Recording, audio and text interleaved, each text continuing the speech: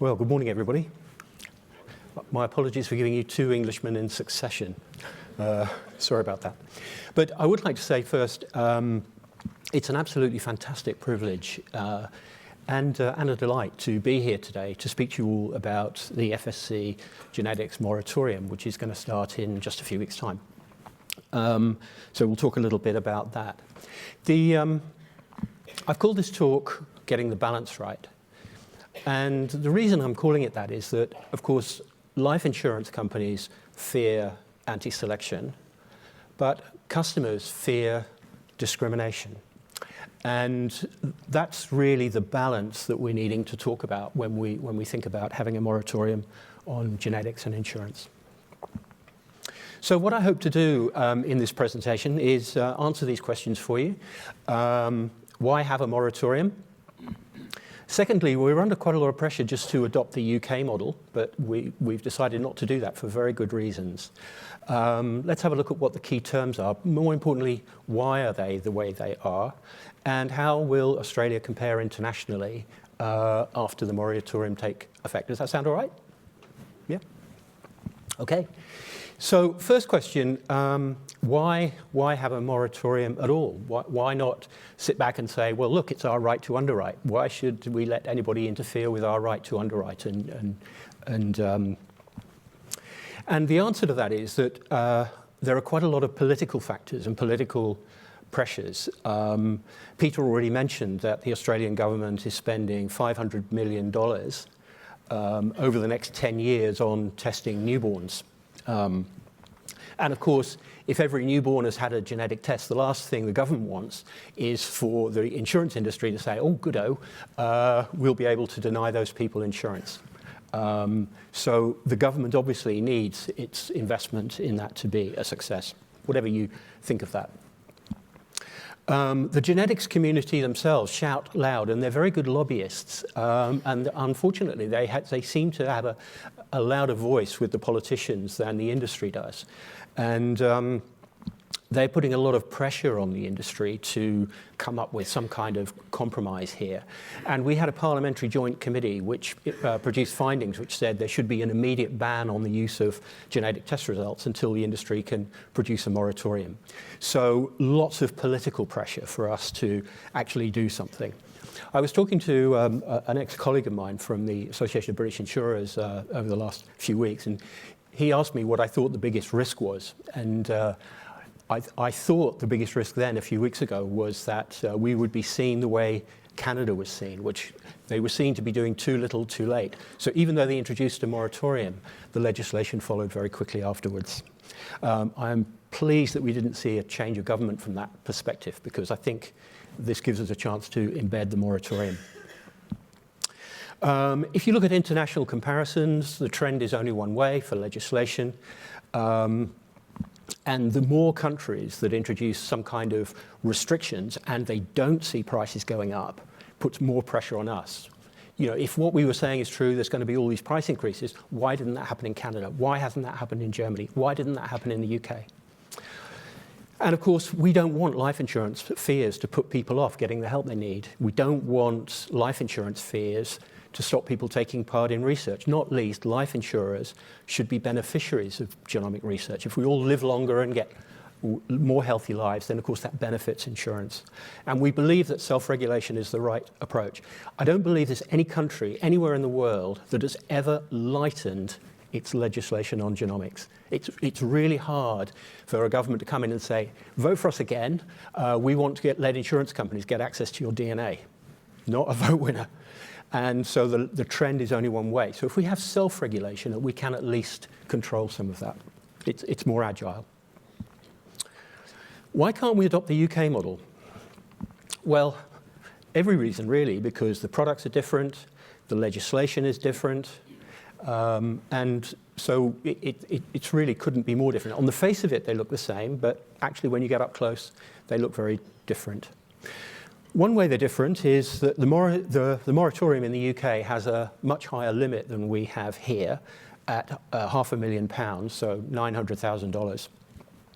But we should remember that the moratorium limits apply at the outset, and the UK sells 62.2% level sum assured products, and a third, 32%, decreasing sum assured products. So what matters is how much we're paying at the point of claim. Whereas in Australia, of course, we sell increasing sum assured products. So that's very different. And in the UK, genetic predisposition is not a protected characteristic under the Disability Discrimination Act, whereas here it is a protected attribute, genetic predisposition. And that's been helpful because that's enabled us to avoid the need for having a really complex oversight body, because we can be able to say, look, it's the law here. You can only use it if there's a body of evidence. So that's been useful. So what are the key terms? Well, here they are. Let's go through these quite quickly. It starts on the 1st of July, 2019, this year. And just actually last Friday, 3 days ago, it was approved by our Life Board Committee meeting. So we're on the road. No one will be required to take a genetic test for the purposes of insurance, and research tests are excluded if the person's never going to get the result. Now, we've structured this so that we've said you must disclose any condition that's been diagnosed, first and foremost, and that overrides every other term of the moratorium. And the reason for that is that we're starting to see some rare diseases which can be diagnosed by a genetic test alone. So if we said we're not going to see any genetic tests at all, then of course people could get a diagnosis of those conditions, tuberous sclerosis, the one I'm thinking of, and then take out their life insurance policy, say, no, I've just had a genetic test, and here's my claim form with the application. So that's quite important that we have that overriding rule. Then the aggregate limits, $500,000 life and TPD cover, $200,000 for trauma, critical illness, and $4,000 a month of income protection. And as per the DDA, the test must be relevant to the cover applied for. So there must be some body of work that says, I understand that there's a risk associated with this relevant to the cover you've applied for. We've said in the moratorium that life insurers will take account of favourable results and evidence-based protective measures. So evidence-based means, if a woman who's BRCA1 positive has had preventative surgery, then of course maybe she will be back at something like population risk. We do have a database, and insurance companies will be required to record all details of genetic test results they receive on that anonymously on that database, and that will help inform the review, which will take place in 2022. And we introduced a 6-month sunset clause, which says that for the first 6 months, insurers will be able to ask for the results but not use them. That's because we know the genetics community is watching, and we know that there will be a supply of application forms out there, somewhere in the outback, on paper, which are still going to get used after the 1st of July. So we've got 6 months to tidy all that up, change underwriting questions on systems and application forms and so on. And it will end on the 30th of June 2024 if it's not extended by the review. The reason the review is 2 years before, by the way, is to give people comfort around what's known as the test now, buy later issue. That's particularly relevant, actually, with newborns being tested. The test now, buy later issue is what happens if I take a genetic test now, but I'm going to buy insurance after the end of the moratorium. What assurance can you give me? And that's a tricky one. But this is to do that, because if the FSC doesn't extend the moratorium, if the industry doesn't do the right thing, then of course government has 2 years between the review and the start to take any action it feels is necessary in legislation. So that's there to give people comfort that we will do the right thing, and also give people good notice so people will make informed decisions. So we've specifically defined a genetic test very broadly. Any test which examines your chromosomes or DNA. Bear in mind, you do have to disclose any diagnosed condition, however it was diagnosed. But we've been advised by the genetics community that there really isn't any such thing as a predictive test anymore.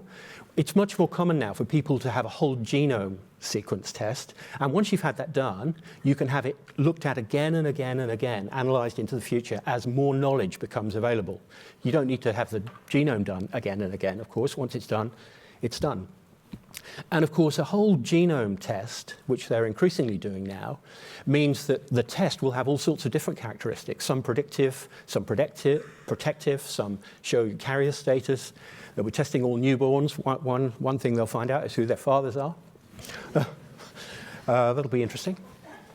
So we've defined the test very broadly to avoid any confusion about people knowing which tests they need to disclose and which they don't. So how do we compare? Well, if you've got binoculars, you might have a look at this. This is a summary of all the, or most of the regulations of Western economies that there are. And the reason for putting this up is not to go through it in detail, but just to show you how we compare.